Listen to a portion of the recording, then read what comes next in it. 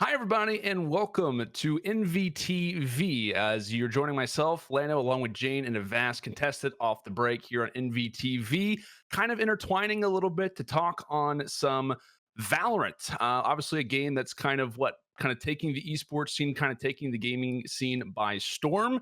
We're looking forward to kind of getting some Valorant content out there. We want to kind of hear what the community wants to think about it so far. But obviously, it's a game that everyone's talking about it, and we thought that we would kind of get our own opinions in there as well. Jayne have asked, how you guys doing today? We doing good? Oh yeah, we're doing well. I'm wondering where your green screen is, though. Yeah, I where is know, your right? green screen, Lando? See, This is a maybe I just green have a screen really good environment. one. Maybe I just have a really good one. You just Uh, can't You've tell. you've green screened yourself into your office. He's That's smart. actually using his green screen. That's We've true. been We've been only hinting upon the fact of green screening ourselves back into the offices of the studio, but Lando's actually Oh, done it at yeah, I home, have. which I've is done really my smart. best. I've Yeah, done That's my really, really best. smart. No, I'm doing well. Enjoying the little quarantine thing. I haven't seen the sun in weeks, but Valorant's been helping with that. Of course, it's a lot different than Overwatch and the esports scene. Although it's still in development, we don't really have a direction for where Riot seems to want to take that. Whether they're going to chase after their model similar to what they're doing with League of Legends, or if they're doing a franchise scene or anything like that. Don't know. They seem to be keeping it pretty open there, and we are seeing a lot of third-party tournaments from small different organizations as well as groups like ESPN running invitationals. You're seeing a lot of tournaments in the four-digit range for prize pools, some in the low five digits, looking at like $10,000 and $15,000 prize pools. But so far, the game launched with quite a large amount of hype and has so Yeah. far seemed to only been building. So good things on the horizon as far as I can tell. What do you Well, think about? it's been building, but also taking account the Twitch numbers have dropped drastically, mind you, because the drop madness went offline, and then Twitch also updated its terms of service for like the people running the 24/7 VOD saying they were live instead of using the VOD feature to get the drops out there. So Oh boy. obviously we've had a bit of a drop a bit. Also, this is not even related to that, but Jane, you can still go outside even if we're in It's a quarantine. good No, You but point, don't actually, diseases you yeah. don't outside. actually have Yeah. to sit inside. You're not okay. But I do think overall that right now, I don't think any of us. I don't know about your background later. I know you're a COD guy, but I don't think either of any of us have really spent extensive time with a tactical shooter before. I liked CS:GO, but it wasn't a huge game for me by any means.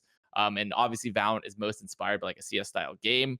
But I really liked it though. I do think there are some elements that some people, especially with CS backgrounds, don't like. I mean, from like a really a pure shooter standpoint, since Jane and I were more of like a MOBA slash shooter mix type of group. Lando, do you think that like as a gunplay, as games feel, how does Valorant feel to you, someone coming from like a COD background? It's interesting, right? I know, like, obviously, Call of Duty background, you talk about, controller versus keyboard, stuff like that. But just in general, I mean, I do have a little bit of a familiarity with CS. I think everyone's played Counter-Strike of some Yeah. sort. I do have a little bit of a history in CS. Like, I used to follow it a little bit, nothing to the same extent of, what I've done with COD, obviously. But I gotta say, I'm pretty impressed with it. I was like, obviously it's coming from Riot, which obviously it starts to raise your expectations already whenever you have a company like that attached to a game kind of this nature. But It's so I've been funny to hear impressed that with it. sentiment, by the way, because Yeah. it's different from community to community. Because all the League of Legends community be like, no, Riot never does it right. Like, I'm so tired of Riot. And then like everyone from Blizzard community is like, oh, Riot, they're so great. And then like COD communities, like the different communities all have like Right, these weird exactly. opinions of their The own grass is developer that always are greener it's somewhere always else. greener. It's But I'm always sorry, go greener. on. I gotta say, one of the questions we're gonna bring up is like, oh, how's ranked going, and how does it compare to COD? And COD, we don't have a ranked system, despite having a huge esports scene that they're trying to dive into from Modern Warfare. We don't even Wasn't have there a ranked skill-based mode. matchmaking though, where it's like sort of based off your MMR a bit? I don't know anymore. I really Okay. Yeah, it's- correct me if I'm wrong, but this is one of the things that people kind of found weird, at least from what I'm hearing about the Call of Duty League, is that people are used to kind of having their favorite players or their pros kind of pub stomping and racking up like 40 and 50 kills and things, and then they Mhm. go into these pro matches against people of all their same skill level, and then it's like, oh, you can't pub stomp against pros of your same Right. level. It's a different experience, right?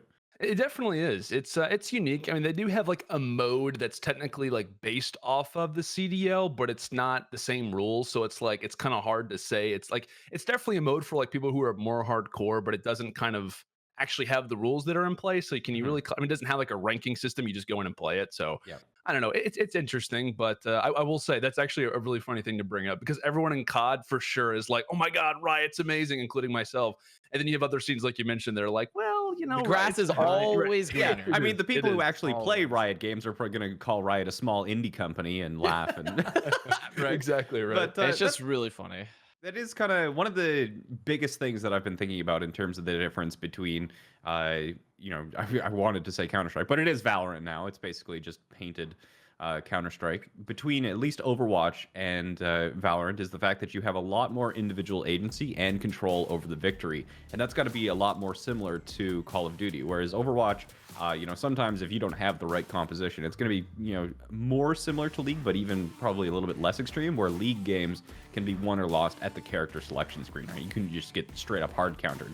Where in Valorant and Call of Duty, from my experience, as an individual, you have a lot more ability and freedom to actually like carry, because you don't always have to rely on your teammates. At some point, you can break down the fight to, in most situations, a 1v1 or maybe a 1v2. And even if a 1v2 is more difficult, the potential is still there for you to clutch it out. So there is a lot more emphasis on the individual's ability to play and succeed compared to something like Overwatch.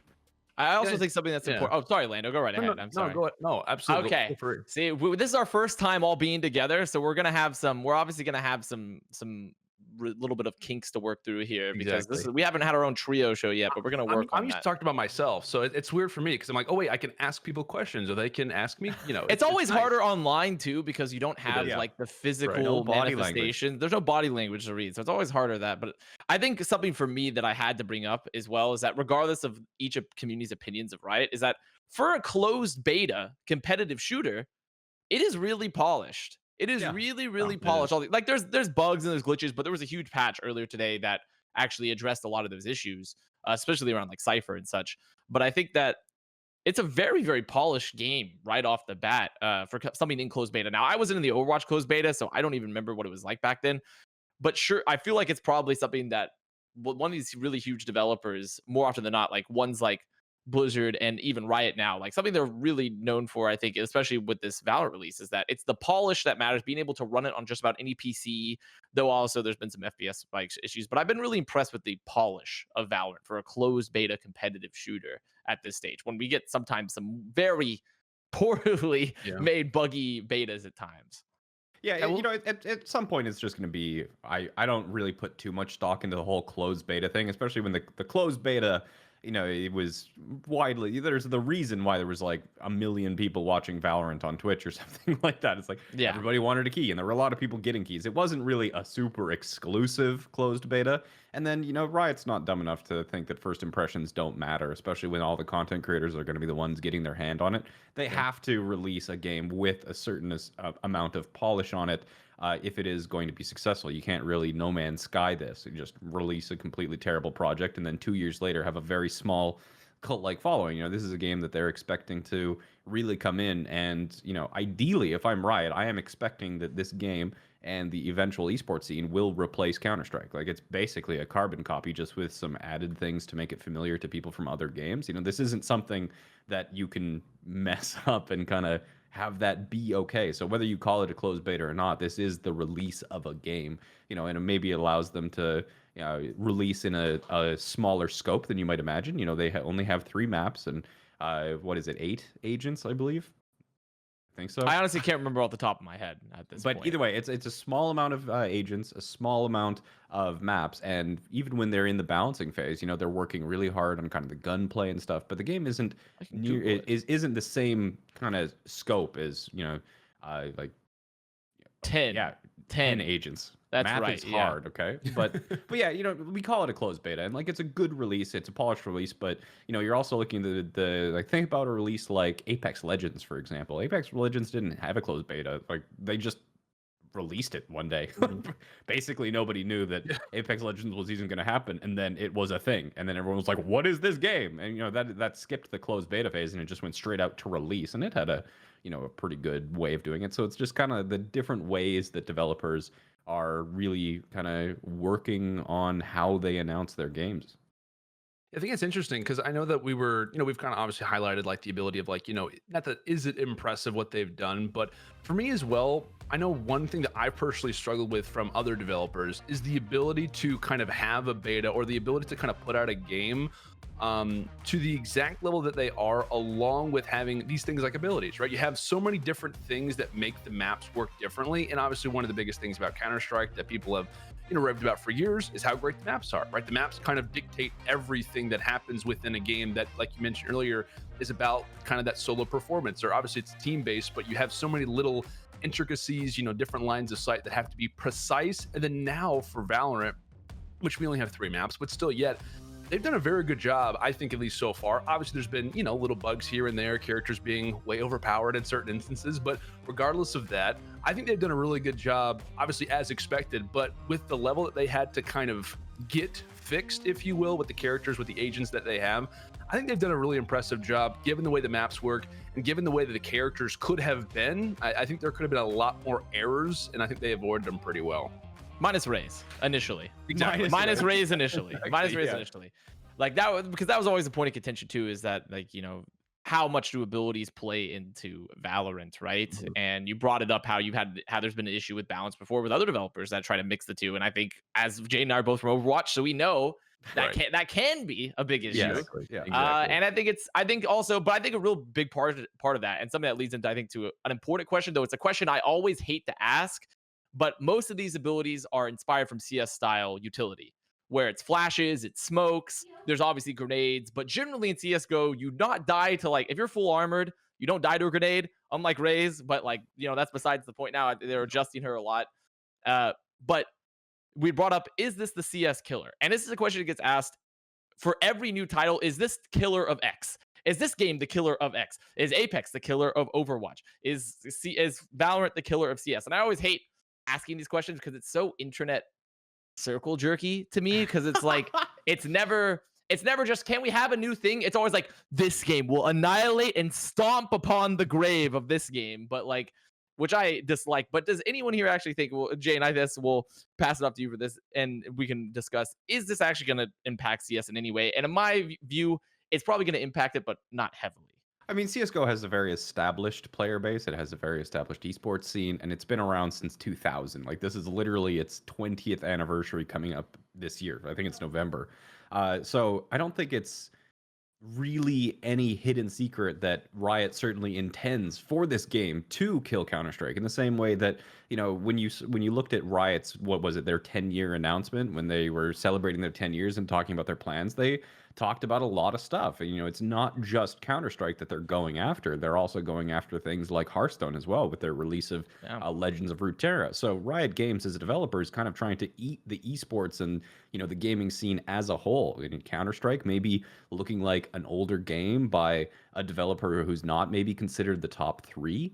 It's potential one of the games that they can actually kind of yoink some market share from them. So I think that regardless of whether it does or not, that's really going to determine on how well established the Counter-Strike scene really truly is, of which I'm probably not familiar enough to actually answer. But I think the more important part is that, is it going to kill Counter-Strike? Well, it's definitely Riot's intention to make that happen, which is, if you are Counter-Strike players, I think it's got to be something that you're seriously considering and looking at. Lando, do you think it would impact COD at all? Do you think there's any draw from like a COD standpoint to Valorant, or are the games too different? I think the games are a little bit too different. I mean, there are players. I mean, obviously Nifty being one of them, which just happens to be, a great reference. But just in general, I mean, the reason why we can name Nifty is because that's probably one of the only players that successfully managed to do it. But I think I would say from kind of more of a general audience, it could. But from a hardcore competitive standpoint, just because they're on different platforms, obviously Call of Duty is trying to kind of become more on things like Blizzard app, and they're trying to like expand into the PC realm. I don't think from a hardcore esports standpoint it would, but I think from a general audience standpoint, much like every other game could possibly be, I think it could it could impact it in some capacity. But from the same way that the CS scene, from Overwatch, obviously games that are in some ways comparable, or even stuff that's just on the PC itself, I think it has the ability to impact those more. Yeah, I mean, it makes sense. And I think when we talk about a game's impact on a general market audience too, we have to talk about the ranked experience. And we hit a little bit on COD's ranked experience, which there is none. in COD essentially at Yeah, this point. true. So I mean, It's it's true. tough to really even like make a direct comparison necessarily.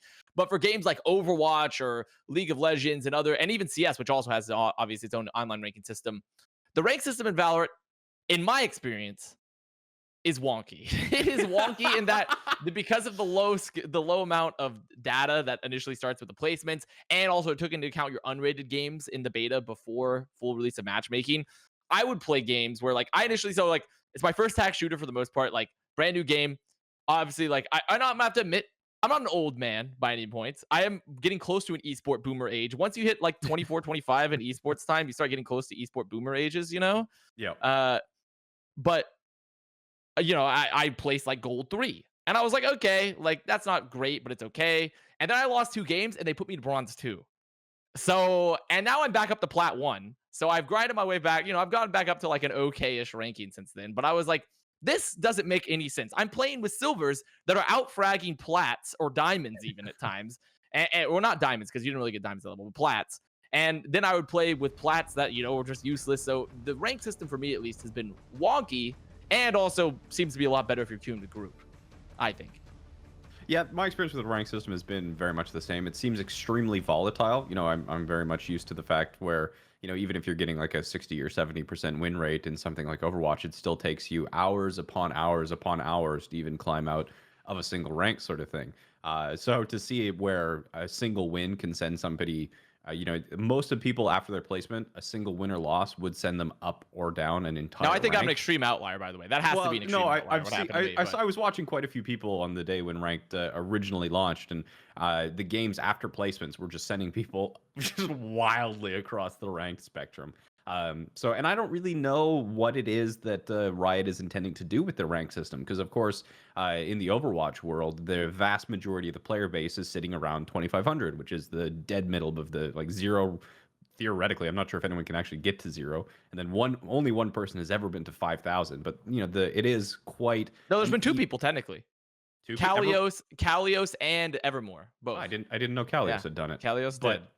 Pedantry. I had to do a quick pedantic move there, but my point being that Blizzard likes to make people feel good about themselves, so they made the average player exactly kind of 50%, whereas Riot apparently is just like, you suck, everybody sucks, we don't care, because at least in League of Legends, their bell curve is dramatically skewed, where the vast majority of their player base is sitting around those iron, bronze, and silver ranks, and then as you get up and up and up, it's very few people in those higher tiers, even though there's quite a number of those higher tiers. So there's also, until Riot really announces any sort of rank distribution or skill distribution, who knows really what it is that they're attempting to do. Maybe it is that the vast majority of people are going to be in iron, bronze, and silver, and the fact that, the present company included, all of us come from some sort of FPS background. We're going to be, naturally just have transferable skill sets, which is going to be put us into those higher ranks that are much more volatile. Whereas, it being a Riot game, there's probably a lot of people trying it out who have a background, for example, in League of Legends, which, I know some people who are extremely good at League of Legends, but have no FPS experience and can't hit the broadside of a barn. So they're going to be in iron. But, until we actually have some sort of math or stats on really what kind of bell curve, what kind of distribution they're looking for, it's hard to judge the ranking system. But it being Riot, I would say that they're probably going to skew things pretty low, at least judging off of how they did League of Legends. Yeah, I totally agree with that. Yeah, I think like in terms of kind of the conversations that we've had, at least for me, I've kind of been on that same boat. Now, I actually haven't been able to play ranked because I'm currently experiencing error 43 and have yet to manage to get out of the jail cell. So, that happened to me yesterday in my promo games. They DC'd and it ended up being me and Packington, the Valiant head coach, we were queuing together, and it was 2v1 because the other team was all DC'd at one point. Yeah, so it's nice. It's frustrating. I'm currently, not able to get in at the moment. I'm trying to look up fixes and stuff. So I haven't got a chance to play, but I've been watching people, and pretty much what you guys have been expressing is exactly what I've been seeing people kind of talk about. And I think, what Jayne brought up was really interesting. interesting and very informative because I think that, like I said, it is the beta version. I know that it is kind of almost a skewed reference now to say a game's a beta because it almost seems as if every major title says that they're in beta, but in Yeah. reality, it's just the actual start of the game. Yeah, it's like the Steam early access, right? Exactly. Deep Rock. If you guys ever played Deep Rock Galactic, that game's been in like beta for like 3 years and just finally released. Like, Yeah, I was like, I cannot believe this game's still beta. I'm sorry. I just had to bring that up. Was So, the but it's H1Z1 done that now. was like in beta for 4 years or I something? think H1Z1 was in beta all the way onto the H1Z1 Pro League. I think it was in beta until then, and then barely certain. But yeah, I think that when it comes down to the ranking system, it's kind of hard to instantly assume and be like, oh, in terms of the way that it's going to look for the future, I think it's going to be vastly different. But I am interested though to see exactly how they do kind of tone things. I have a little bit of experience with League, and so that kind of similar, I think, ranking system, as Jayne mentioned, I think we'll start to kind of slowly transfer over. But yeah, I think much like a lot of little things are kind of going on, it's a little wonky. They're still trying to figure things out. And much like myself, like I said, Air 43. So I can't really say. But today, lot. I think today they're doing maintenance on the servers, which might be Yeah, to well, coincide yesterday they with had that like new patch. huge problems. Yeah, they had huge problems yesterday there towards the end of the day where like I think something was going on. Everyone was getting like Vanguard anti-cheat. Like I don't know what happened, but it kicked me out. And I'm like, I'm clearly not cheating. Okay, I was in gold 3 at the time. I'm clearly not cheating. There's no way I was. But like they were just like kicked me out, and then I had to like restart my PC 8 times, and no one could get into the game. It was really weird yesterday. But on the topic of rank, Jayne, and I want you to add to this too because you haven't experienced much CS either, and neither is Lando. See, this is a CS style game, and there's the ranking system in CS or the online rank is pretty much, and matchmaking is kind of like not really considered at all the main form of, especially as a professional or an aspiring esports player. You don't use it. You don't play it. You play ESEA or Face It, the third party services.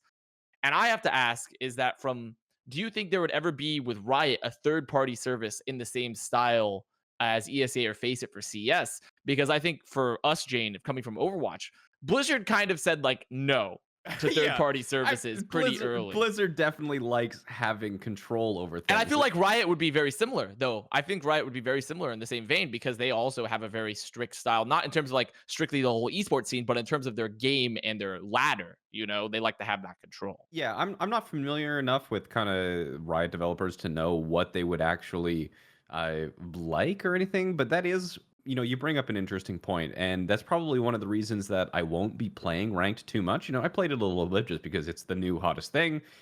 I work in esports. It's kind of just like, well, I'm gonna play it, see what the hype is, see if I like it, sort of thing. But a lot of the kind of, the reason why so many people play these online competitive multiplayer games is really to get to a level of really truly deep mastery. And my skills have never really been in gunplay, but especially with the patch today where they're talking about balancing between burst and spray and tap. Like the gunplay mechanic in Valorant is really, really satisfying, and it's got a crazy amount of depth to it where there's a lot of skill to be had just in like the raw FPS mechanics of the game, which is going to make pure FPS fans, especially people with a CS background, really quite happy about it. But that's not at all what I'm interested in. I'm much more on the strategy and the tactics side of things, the macro stuff, the team play. And even watching the streamers who are in kind of Immortal or Valorant, compared to watching, the NVCS team, for example, compete in Counter-Strike, I don't see any of the things that were really quite fascinating to me. Like it is still a very pubby game when you're in this kind of like ranked experience. So I definitely think that unless you bring in some sort of like pub system or some sort of scrim system, something like that, you're probably not going to really get the level of practice that you're actually going to want if you're going to try and emulate and prepare for professional play. There's the very, very kind of like basic way of playing, but just like in Overwatch, where there are different ways to play when you're playing solo queue, and there's different ways to play pro, I think Valorant is going to face the exact same problem. So regardless of whether they include like a separate ladder, unless it's any sort of like team-based thing where you can have set strategies and be able to respond to them. Like one of the most beautiful things from watching Counter-Strike is like 4 or 5 people setting up from different spots and all chucking utility at the same time and moving on like very split timing. Like pre-prepared choreography in Envy or in Counter-Strike is really impressive to watch, but you're never going to find that stuff in Counter-Strike, not on a team-based level. You're going to see it on an individual level. You've seen some examples of people kind of planting the spike and then cross map molly just to make sure the defuse can't happen, which is good route knowledge to have for individuals. But you're never going to really take that to the next level in the ranked system the way it is right now. Do you think from a COD background, Lando, since COD has traditionally been a franchise that's been based around console.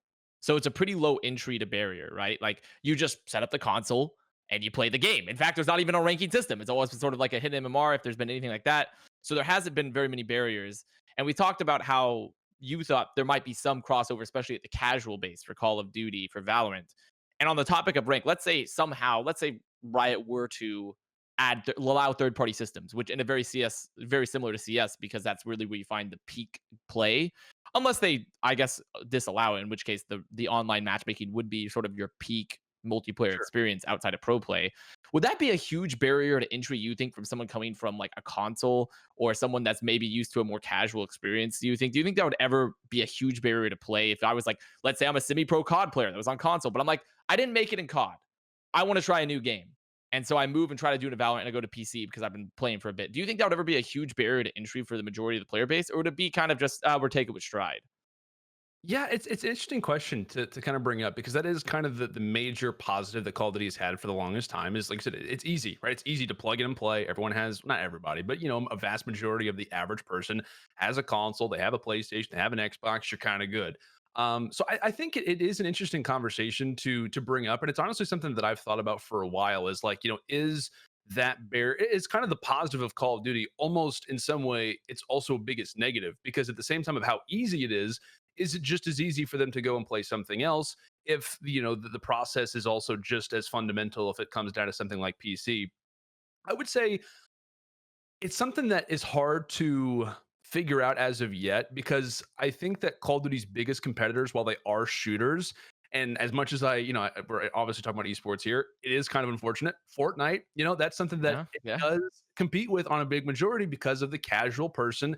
It's easy. So I don't know. I'm kind of interested to see exactly for Valorant how they kind of tone this because if you're looking at like the background of someone like Riot or just in general, it is kind of more gamer heavy rather than more, average person, if you will. So I don't know if it's necessarily going to be a major competitor on that level, but if they can in some way balance the ability to make it such an easy to function, obviously when we talk about the way that you download the game, the way you can play it on pretty much anything, which is great.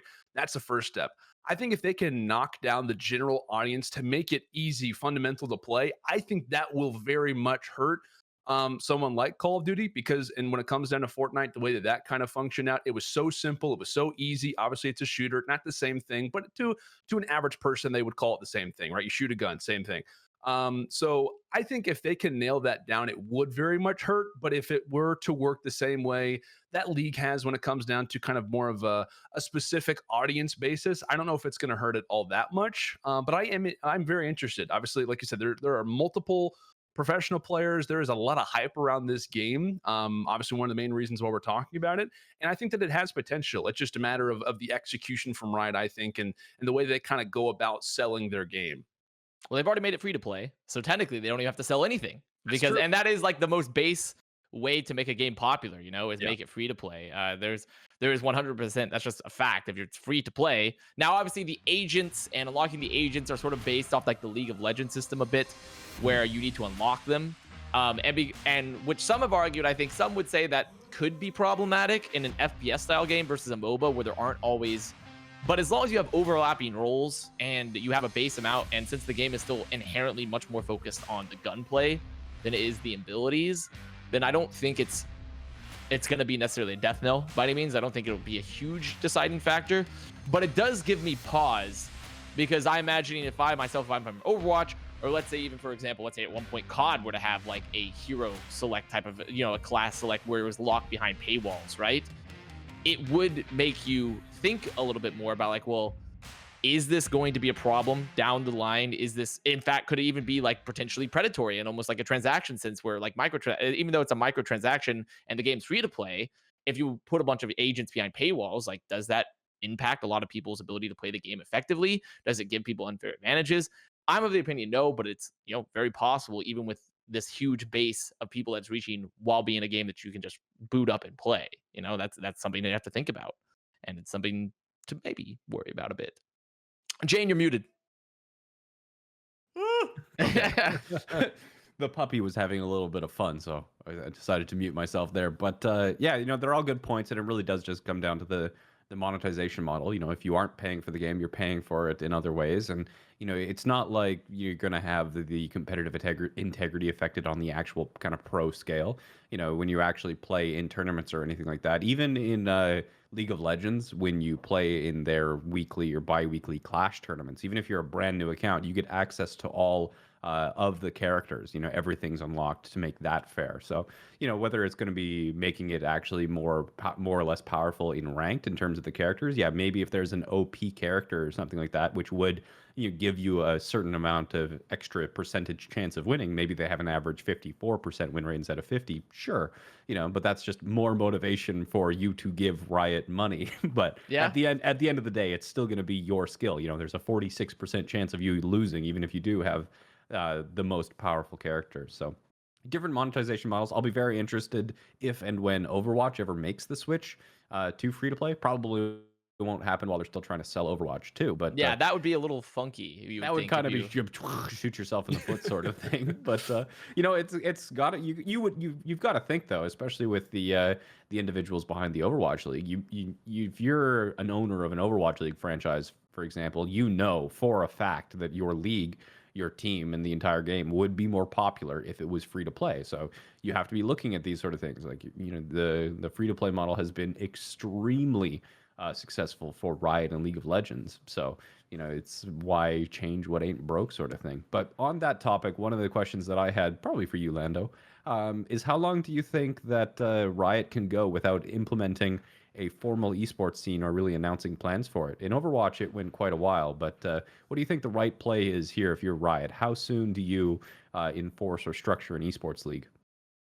Good question. And that's something that I've been trying to figure out myself, because I think from their perspective, I actually like what they're doing right now. And obviously, like I said, it's still in beta. Things are still kind of, functioning themselves out. But I think kind of from more of what they're trying to implement, I think it's actually a pretty good idea to hold off, obviously, for now, let the game kind of figure itself out. Because as we discussed, this is a game where, we're still kind of unknown in terms of how many maps are there going to be, how many agents are we going to add over time, et cetera, et cetera. So I think for them right now, just the idea of waiting itself is a very smart move. Coming out with a league or coming out with just a major tier tournament actually could do more harm than good, I think.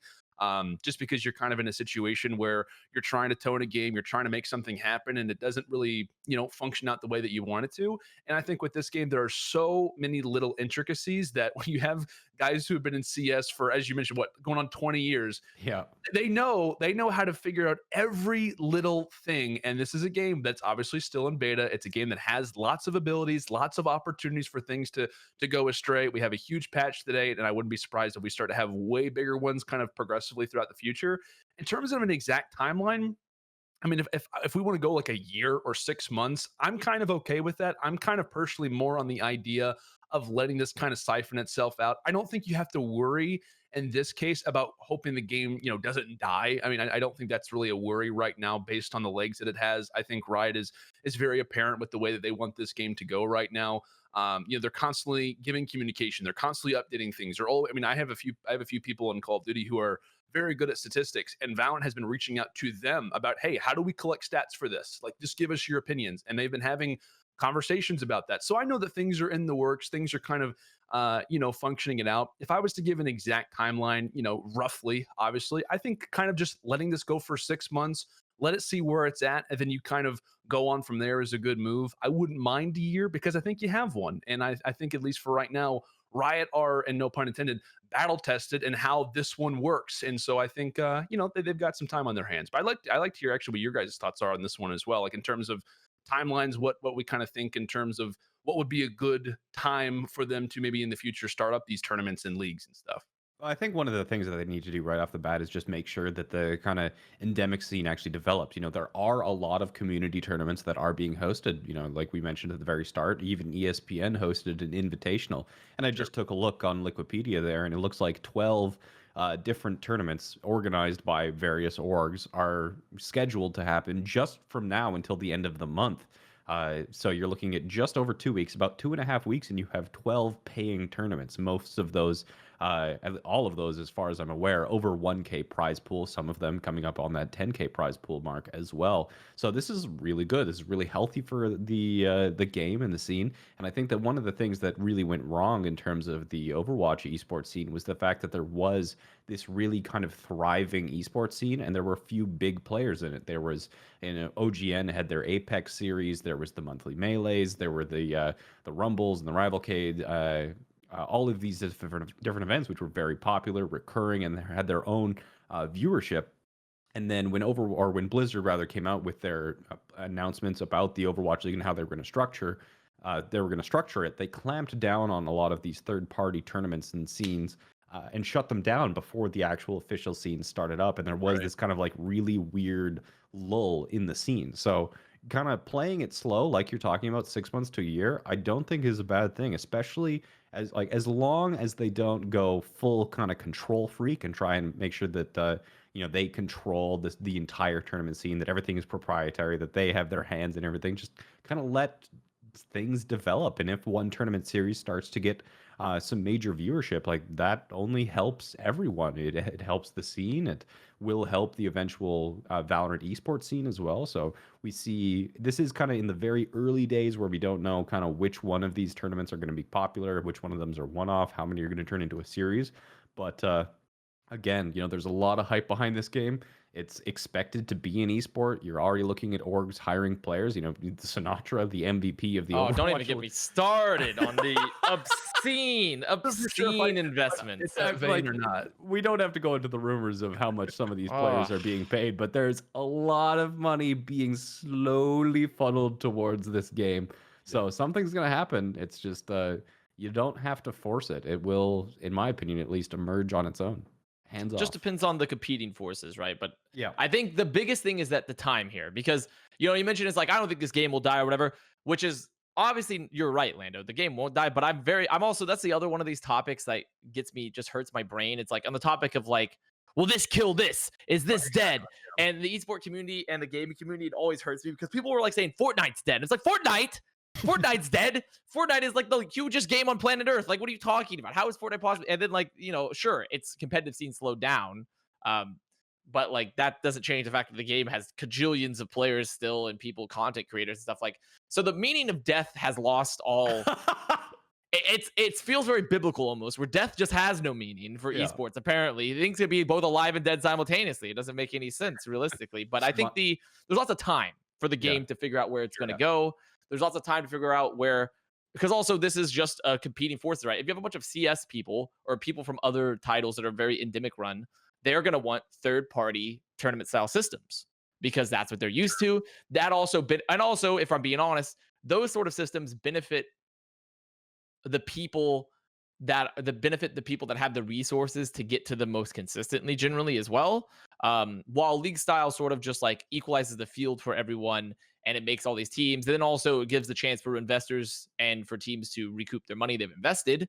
But also, if you have heinous upfront fees right at the bat, as opposed to third-party tournament style systems, there is a lot of money has to go into the back. And also, there's been a criticism right before with League of Legends, back when they first started all the leagues. People criticized them for taking away from these thriving third-party tournaments and bring it into a league style system, and endemics weren't that happy about it, and trios weren't happy about that either, which is very similar to what happened to Overwatch and Blizzard for the Overwatch League. So there is obviously some competing forces at work for Valorant and where the style of the game wants to go, right? Does it want to bring it into these multi-conglomerate league systems where there's a chance for all these people that put all the money to sort of get a product that they can get the return on, but it hurts all the independent TOs and it hurts the endemics, especially if there's a huge upfront cost, which sort of requires VC money then to be a part of.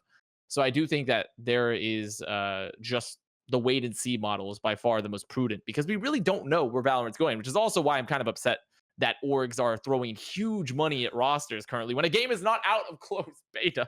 The game isn't out of closed beta. We don't know what's going to happen to it yet. We don't know what the esports ecosystem is going to be yet. So let's just wait and see. You know. So to say it's too soon, I think we might know your opinion on that one, possibly. Yes, you do. You've gotten my ranting opinion on that. I You managed know. to get the point behind the frustration, possibly. And there is always kind of, we always have to be kind of aware of like the vocal minority at this point, where there's going to be, obviously Valorant is the newest thing, so it's the thing that gets the most hype or anything like that. But you're talking about Fortnite, for example, the things that people just enjoy casually for long periods of time. That it gets less news because it isn't new, but it doesn't mean that everybody has moved on. The people who are looking for the next big thing, that's what always gets talked about. But you talk about people considering Fortnite to be dead or something like that, which is an absolutely ludicrous statement, even though people aren't talking about But commonly Fortnite. repeated. It was know. commonly repeated. Yeah. My favorite counter to that is that Netflix considers Fortnite to be their largest competitor. Not Hulu, not Disney Plus, not anything. Netflix considers Fortnite to be their largest competitor. You're competing for people's attention. That's really what it is at this point. So, it's like all these things, multiple of these can exist at the same time. Counter-Strike and Valorant can exist at the same time, even if Valorant doesn't kill Counter-Strike, which if it does, it won't be anytime soon. And for a very long time, even like Fortnite is by far not only the largest game, but also the largest game in its genre. But that doesn't mean that PUBG has died. We've stopped talking about PUBG, but PUBG Live, like the mobile version, is actually the highest earning game in the world or something. I don't remember the exact statistic. I probably shouldn't have even. It's very, very successful. Just Everyone complain about Jayne's usage of stats in the comments below. It's number one in some sort of category to do with money. That's what I know. Okay, I've seen those same stats. I can't list them off, but I can't agree. I can co-sign. It's massive. It's massive, and it's huge in the Asian market, especially with like the PUBG mobile stuff. If you look at Facebook gaming streams, for example, it's really interesting looking at the difference between the games that are popular on, for example, Twitch, to see the games that are popular on something like Facebook gaming. On Twitch, of course, you're going to see the games like Overwatch, like Valorant, League of Legends. Those are going to have absolutely massive streams. And then if you look at those categories, for example, on Facebook gaming, you're going to find like the number one streamer streaming Valorant on Facebook has like 20 viewers. But somebody streaming like PUBG Live, for example, has like 30,000 viewers on Facebook gaming. It's an entirely different market, So we are a little bit insulated, a little bit in a bubble, and we think that this is kind of like representative of the entire esports or the entire gaming market, but really it's not. It's the hardcores, the really in touch, the newest greatest thing sort of thing. And there is a lot of momentum to games that most people that kind of frequent social media just don't talk about anymore. Well, I think we've sort of gone over time a little bit here. We've branched off a point, but it was good. It was a good first topic, first look at us for here at NVTV at Valorant. We'll probably continue more of these one-off series. We're hoping maybe we can find something more established as we get further into the life cycle a bit. And obviously, if you're going to see this, I think, are we live? We're not live, are we? We're not live. Okay, good. Okay. Pre-recorded. Honestly, like guys, don't be. I just show up and I do the job, I do the planning, like, and I'm like just a trained monkey that shows up and does things. Yeah, okay, we just sit Avast down and point him in the right direction and say start talking. But hopefully you guys like this first episode, our thoughts on it. We got a lot of good perspectives. We'll be doing more on NVTV on the YouTube channel. We'll probably end up doing some stuff on Twitch. Also, we'll more than likely put some of this stuff onto Spotify, the podcast platforms and things like that if you want to listen to it. But that has been the first episode of us with Lando, Jayne, and myself, Avast, sort of talking about Valorant and our general thoughts. And we hope to see you again very soon.